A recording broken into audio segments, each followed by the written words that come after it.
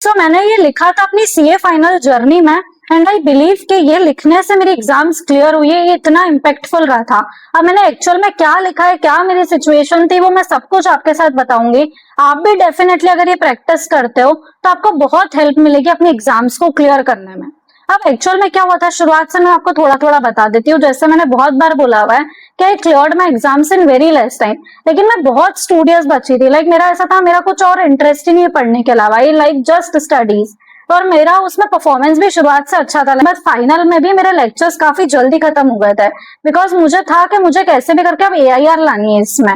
सो इस टारगेट के साथ मैं चल रही थी। लेकिन जो लेक्चर्स के बाद मेरा एक गैप आया है ना, दैट वाज ह्यूज। लाइक उसमें मैंने ब्लंडर कर दिया। अब उसमें मैं कहाँ एंगेज्ड थी, तो मैं यूट्यूब पे लगी हुई थी, मैं कोई बिजनेस को एक्सप्लोर कर रही थी, तो ऐसे बहुत जगह मैं ट्राई और एक्सपेरिमेंट करने लग गई थी बीच में, क्योंकि मुझे लग रहा था कि यार मेरा लेक्चर्स तो काफी जल्दी होगा। जब आप 2-4 पैसे अर्न करने लग जाओ ना, तो आपका दिमाग पूरा उसी में लग जाता है।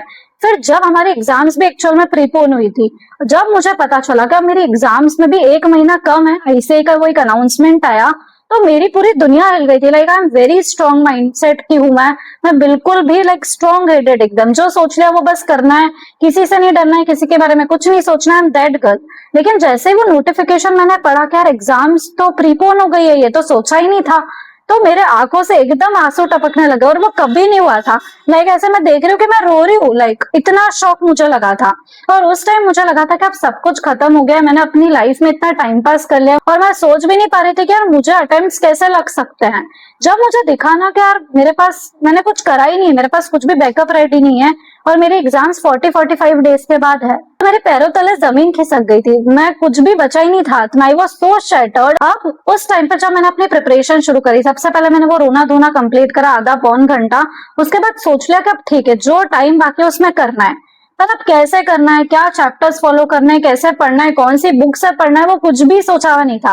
लाइक ब्लैंक लेक्चर्स देखे हुए थे, बट कोई बेस नहीं था। जैसे अधिकतर लोग देखते हैं ना कि लेक्चर्स चल रहे हैं, हम बढ़िया मूवी की तरह एंजॉय कर रहे हैं। मैंने तो इवन नोट्स भी प्रॉपरली नहीं बनाए थे, कुछ बनाए थे, कुछ नहीं लिखा था। जब जो मन कर रहा था वो काम कर रहा था, तो प्रॉपर टाइम पास कर लिया था। लाइक फॉर्मेलिटी वाली हर चीज कंप्लीट करी थी, बट सिर्फ फॉर्मेलिटी की तरह ही करा था।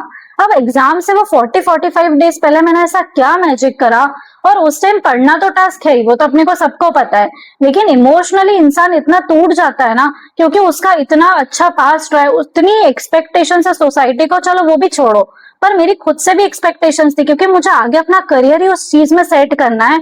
अगर मैं खुद ही क्लियर नहीं करूंगी तो मैं लोगों को क्या समझूंगी। मेरे दिमाग में वो सब बातें चल रही थी। अब मुझे ये था कि मुझे क्लियर तो करना है कुछ भी करके, ये चीज पक्की थी। और दोनों ही ग्रुप्स देना है, एक भी बार मेरे दिमाग में आया ही नहीं था कि यार मुझे एक ग्रुप देना है।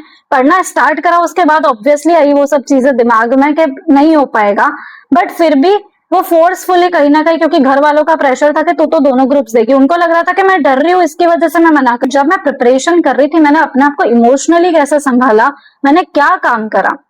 जब मैंने पढ़ाई स्टार्ट करी, मैंने थोड़ा सा बहुत प्लान बनाया था कि मैं स्टार्टिंग फर्स्ट ग्रुप से करूंगी, मैं दोनों ग्रुप्स को मिक्स मर्ज करके नहीं पढ़ने वाली हूँ। जो मेरा फेवरेट सब्जेक्ट था, आई पिक्ड एएफएम। उसके साथ मैंने ऑडिट का सोचा था, बट ऑडिट हो ही नहीं पा रहा था, वो हिम्मत ही नहीं आ रही थी ऑडिट पैक करने की। तो थोड़ा बहुत मैंने साइड में एफआर कंटिन्यू करा, बट वो एफआर नहीं हो पाया, मेनली मेरा एएफएम ही हो पाया था। एफआर फिर मैंने सोचा था कि फर्स्ट पेपर है ना, इसको 5 to 7 डेज पहले देख लिया जाएगा। थोड़ा बहुत कुछ एफआर के इंडेक्स करे थे, पर बहुत ही नेग्लिजिबल, 5 to 10%।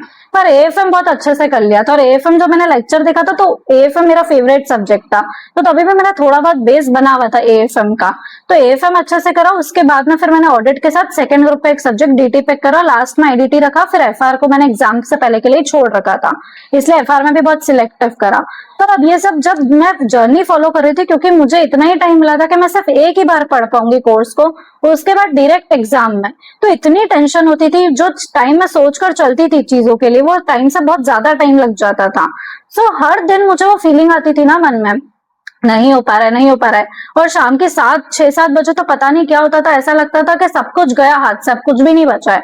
तो उस टाइम पर मैं कुछ ना कुछ लाइक स्क्रिबल करती थी।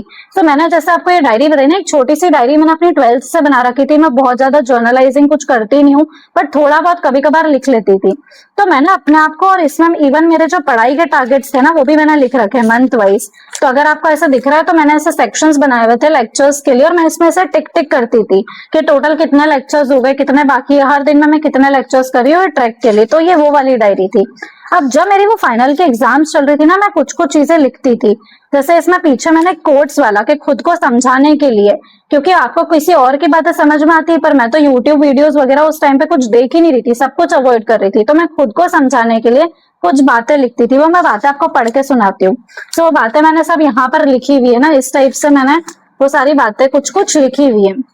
तो सबसे पहले मैंने लिखा हुआ है कि considering your past records people have expectations from you and obviously there is internal pressure also which could not be seen externally, but keeping this aside I just want to give my best and I will do my best and I will clear this exams. ऐसे करके कि खुद को समझा रही हूँ मैं क्या बहुत प्रेशर है, ये सब है, बट सामने वालों को वो नहीं दिख रहा है, but I am feeling that pressure, but irrespectively मुझे अपना बस बेस्ट देना है।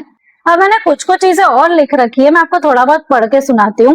The biggest regret in life is not that you do not got something which you want badly, but it is when you haven't tried for it, you didn't give your best and you didn't put your 100% efforts. So just be consistent and you will clear your exams anyhow.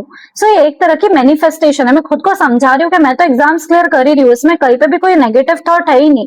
मुझे बस ये चाहिए था कि मुझे बाद में regret नहीं होना चाहिए कि मैंने उस चीज के लिए ट्राई ही नहीं करा। फिर कुछ चीजें और मैं आपको बताती हूँ, जैसे कि things will not always be as per your wish और whatever you are thinking, but you can make the things work as per you और whatever you are thinking. कैसे, क्या सोचकर लिखा था मैंने ये, जब भी मैं कोई चैप्टर करने बैठती थी मुझे बहुत ओवर टाइम लग जाता था, तो हमेशा चीजें अपने अकॉर्डिंग या जैसे अपन ने सोची वैसे नहीं होगी, बट स्टिल अपन उसको अपने फेवर में टर्न कर सकते हैं। फिर कुछ चीजें और के don't compare with anybody because you have different capacity and potential than others. जब भी मुझे किसी फ्रेंड का थोड़ा बहुत अपडेट मिल जाता था वो कंपैरिजन होता था, तो ये छोटे छोटे मैं कोट्स लिखती थी खुद के, और जब मैं वापस डिमोटिवेट होती थी ना, मैं पढ़ती थी, मुझे एकदम से एनर्जी आती थी कि हाँ मैंने ये लिख रखा है, मुझे ये चीज तो नहीं करनी है, मुझे कंपैरिजन नहीं करना है, मैंने जैसे सोच रखा है हर चीज वैसे वर्क नहीं करेगी, भले ही मेरे ऊपर कितना ही प्रेशर है पर फिर भी मुझे वो सोचना ही नहीं है, मुझे सिर्फ अपना बेस्ट देना है, मुझे बाद में लाइफ में रिग्रेट नहीं चाहिए। ऐसे करके मैंने बहुत सारे मैंने काफी सारे कोट्स ऐसे लिख रखे थे, तो जो भी सिचुएशंस होती थी ना उसके हिसाब से मैं कोट लिखती थी। और फिर मैंने एक पैरा लिख रखा था हिंदी में, वो मैं पढ़ के आपको सुनाती हूँ, आप देखना कि मैं खुद को कैसे समझाती थी। यह सफलता इतनी आसानी से नहीं मिलने वाली है, लोगों की सुननी भी पड़ेगी, क्योंकि घर पे बहुत बार ऐसे ताने मिलते थे कि क्या ही करा है तूने, क्योंकि पापा पूछते रहते थे कि क्या पढ़ाई चल रही है, तो इसलिए मैंने लिखा था। खुद से भी रोज लड़ना पड़ेगा, और एक बात को याद रखना कि अगर रोज मेहनत करी ना तो कोई रोक ही नहीं सकता है सक्सेसफुल होने से। बस ये नहीं देखना है कि अभी और कितना बाकी है, वेरी रिलेटेबल, ये देखना ही नहीं कि कितना कोर्स बाकी, क्योंकि मैं जैसे ही देखती थी वैसे ही पूरा हाथ से चल जाता था।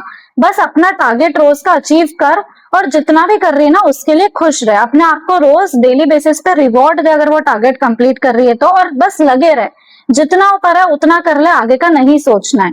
मुझे ऐसा लगता है ना कि मैं अपना पूरा अगर 100% ट्राई नहीं कर रही हूँ, अगर मैं अपना कम भी कर रही हूँ, स्टिल मैं पहले के करके अपना बेस्ट दे रही हूँ, और जो भी हो जाए चाहे, पर आज मैं अपने आप से एक प्रॉमिस करती हूँ कि मैं बस अपना बेस्ट देती रहूंगी, मैं अपना खुद का ट्राई करूंगी और बाकी सब मैं भगवान पर छोड़ दूंगी। तो अल्टीमेटली ऐसा था ना कि मैं लास्ट में ये बोलती थी कि अब जो होगा वो देखा जाएगा, भगवान है वो देख लेंगे। वैसे भी मैं तो गॉड की फेवरेट चाइल्ड हूँ, अभी तक मैंने जैसा सोचा है वैसा ही हुआ है। अब बहुत सारे लोगों को ये कॉन्फिडेंस इसलिए नहीं आता है क्योंकि उनका शायद पास्ट रिकॉर्ड इतना अच्छा नहीं रहा है, लेकिन अपने को यही सोचना है कि अब बाकी लोगों के करते अपनी सिचुएशंस फिर भी काफी फेवरेबल है। अपन ने जब जब अपना 100-200% दिया है ना, तब तब अपना क्लियर हुआ है। ये याद रखना कि जब भी तुमने सोची है कोई चीज तुमने वो कर ली है, पर उसके लिए तुमको अपना बेस्ट देना जरूरी है। और मैंने एक्चुअली मैं बोल पा रही हूँ कि मैंने उसके लिए एक्स्ट्राऑर्डिनरी एफर्ट डाले थे, मेरी चीजें मेरे अकॉर्डिंग हमेशा वर्क करी। मैंने मेंटोरशिप का सोचा, मेरी मेंटोरशिप बढ़िया चल रही, मैंने फाइनल का सोचा, मैंने फाइनल क्लियर करा, जो भी मैंने सोचा आज तक वो सब चीजें मैंने करी है। बट मैं जानती हूँ कि उसके लिए मैंने कितने एक्स्ट्राऑर्डिनरी एफर्ट्स पुट करे। आज भी अगर मेरे हिसाब से सब चीजें चल रही ना, मैं रात में 3-3, 4-4 बजे तक बैठ के अपना काम कंप्लीट करती हूँ, सुबह फिर 7-8 बजे उठ जाती हूँ। बहुत बार ऐसा होता है, जबकि आज मैं खुश हूँ, मैं तो सीए हूँ, मेरी तो हर चीज फाइनेंशियली भी आई एम ओके, कुछ भी जरूरत नहीं है। बट कोई चीज अगर अपने को करनी है ना, तो उसके लिए फिर उतने एफर्ट्स लगाने पड़ते हैं। वो एफर्ट्स देने से कभी पीछे नहीं हटना है, बस आपको अपना बेस्ट करना है, चीजें ऑटोमेटिकली आपके फेवर में होगी। कैसे होगी वो मुझे भी नहीं पता है, पर कुछ भी करके भगवान कायनात आपको वो चीज लाकर दे देगी। आपको बस अपना बेस्ट देना है, और एंड में ये रिग्रेट नहीं करना है कि यार मैंने अपना थोड़ा सा काश और दे दिया होता। सिंपल। सो आज की वीडियो अगर आपको पसंद आई हो तो वीडियो को लाइक करना ना भूले, चैनल को सब्सक्राइब करना ना भूले। So thank you so much for watching.